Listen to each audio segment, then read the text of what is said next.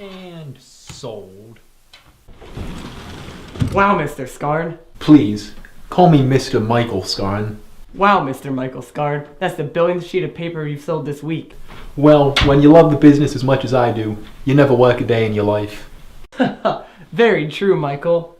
Anyway, I came here to give you this. And also tell you that you've got the week off. Well, that's very kind of you, but Michael Scarn never takes a day off. See you tomorrow, Chief. See you tomorrow, Mr. Michael Scarn.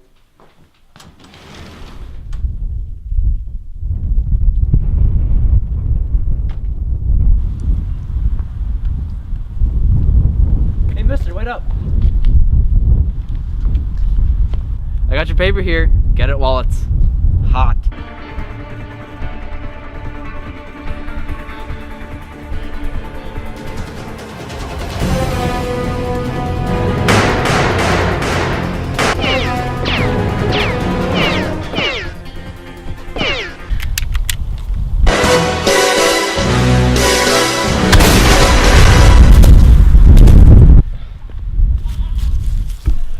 Looks like the real counter to paper is the chute.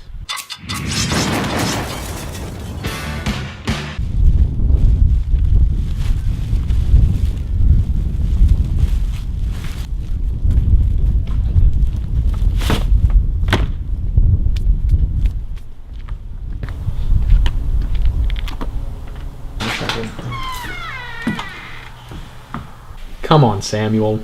It's time to wake up.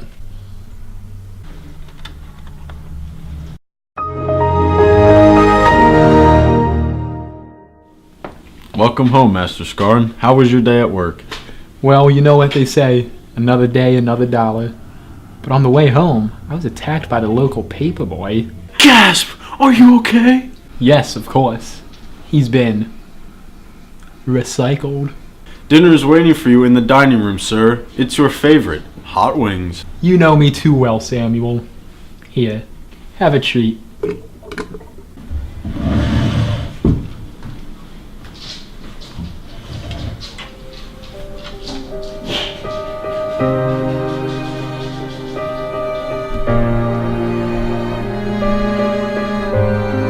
Is everything okay, Master Scarn? Why, yes. I was just reminiscing about my dead wife. Things just haven't been the same after she died in the WNBA All-Star Game explosion. Well, I hate to be the bearer of more bad news, but those are the last hot wings on Earth. How is the supply run so low? What do you mean by that, sir? You see, this is a supply curve. It shows that price and quantity vary directly, meaning as price goes up, quantity goes up too. If this was a change in quantity supplied of hot wings, we would have moved on the existing curve from here to here. But this is much worse. This is a whole entire change in supply, so we need to shift the curve to show that there are less hot wings supplied as a whole. What could have caused this shortage, Master Scarn? There are 8 things that could have caused a change in supply like this. A cost of inputs, productivity, technology, the number of sellers, taxes, subsidies, expectations, and government regulations. And as you may have heard, the world's hot wing factory crumbled in a stampede last week, so I deduce it was all caused by a decrease in the number of sellers. You're right, Master Scarn. This is why you are the President's personal private investigator and also best friend. Well, that was just me winging it.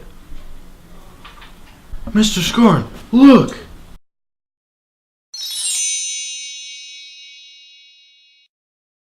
Well, that's strange. What happened? The supply curve just changed into its opposite. A demand curve. Oh, what? Damn it, Samuel. It's a demand curve. It shows that price and quantity vary inversely. The change in quantity supply I drew transformed into a change in quantity demanded. See? The 2 spaces are still there on the same curve, and the change in supply I drew has turned into a change in demand. You can see the 2 separate curves drawn showing that the demand at 2 separate points in time. Who could that be at this hour?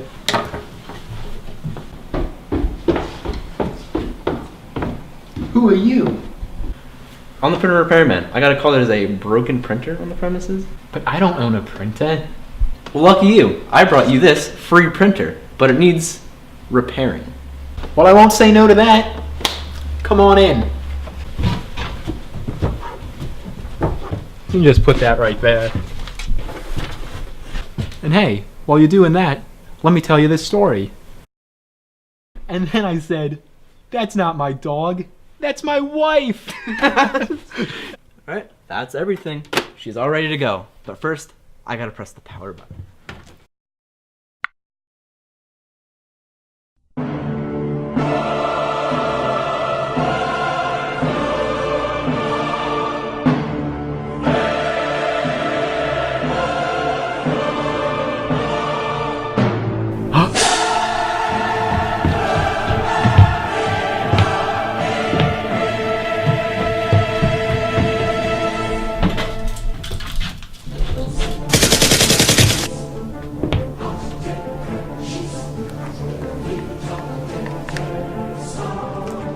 Hey printer, compute this.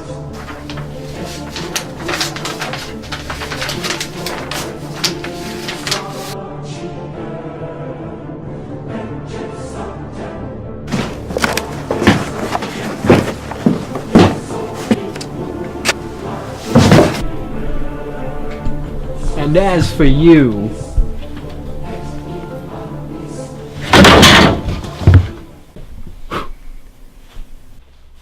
great Scott, it's already morning. I'm gonna be late for work. Oh, thank God you're here, Mr. Scarn. Jason, we've been over this. It's Mr. Michael Scarn. Oh gosh, you're right. Sorry, Mr. Michael Scarn. It's just out with it. Our sales have dropped 99%, and Mr. Deckel is nowhere to be seen. The demand for our paper is at an all-time low. Just look at the equilibrium price and quantity. They've both dropped as a result of the new demand curve. How could this have happened? Income, trends and tastes, substitutes, population, complements, expectations. That's it. Unexplained circumstances. I'm sorry, sir? Unexplained circumstances, you idiot. See? Watch this. Our paper turns messages into their opposites.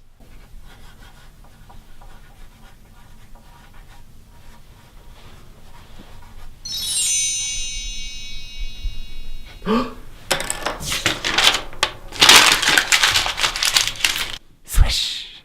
My God, Mr. Michael Scarn, you're right. You're not a dweeb. You bet your bottom dollar I'm not. And I'm gonna find out who's behind this if it's the last thing I do.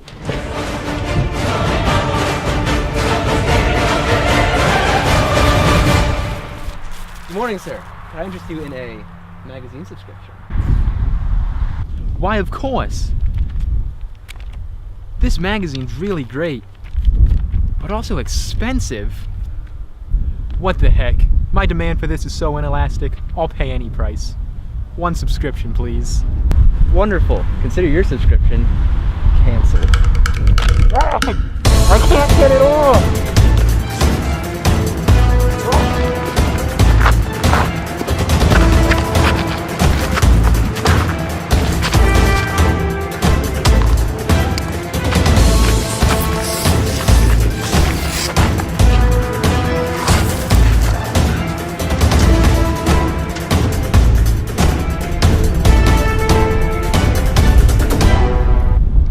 Say it, don't spray it. 3 murder attempts in one day. Not as many as last week, but it's still strange. I have to find a link here.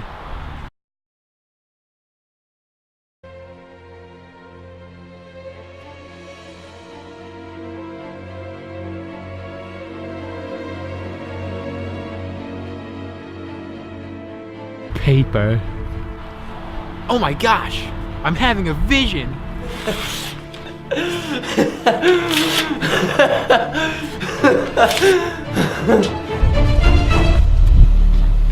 I see you found me out, Mr. Michael Scarn. Enough with the games, Deckel. I thought you loved the paper business. Does this mean nothing to you? Why did you do it? Well, you see, My hatred for this company began 20 years ago. My wife, she was so young, so full of life. It was tax night, 1996. My wife was helping out. She grabbed a piece of paper from this very company to do some calculations. The paper killed her in cold blood. The doctor said it was the worst paper cut they'd seen. She wasn't going to make it. I was heartbroken. And from that day forward, I vowed to destroy this company. I weaseled my way up through the ranks, climbing the corporate ladder, until I was the boss who could take down the company from the inside. That's diabolical. You've been playing us for fools the whole time. That's right, Scarn, but, you know, you've got the stuff, and I've been looking for an evil henchman. What do you say? You want to join me?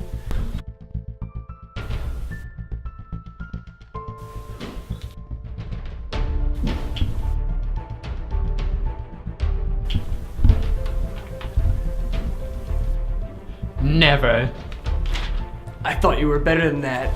World's best employee. Time to die.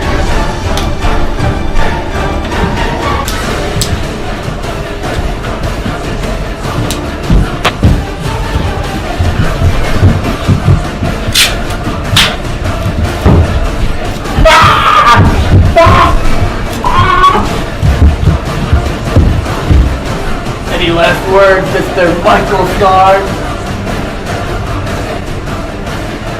Say hi to your wife for me. In hell.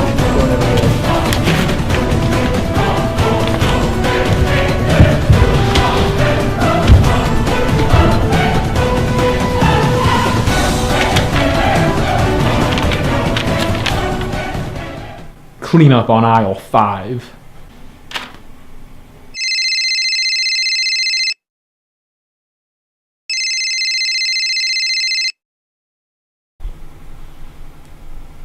What's that, Mr. President?